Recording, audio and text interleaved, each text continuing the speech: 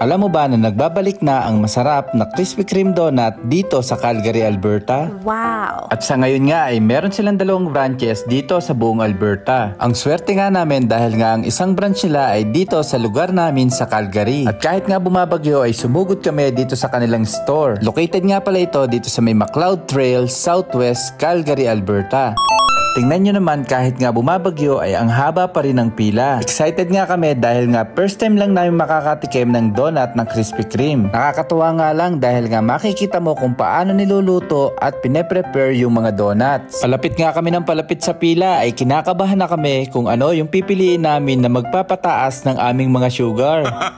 Tingnan nyo naman kung gaano karaming mga flavor yung mga pagpipilian. $16 lang nga pala ang isang dosena ng donut nila. At pwede ka rin pumili ng iba't ibang flavor katulad nito.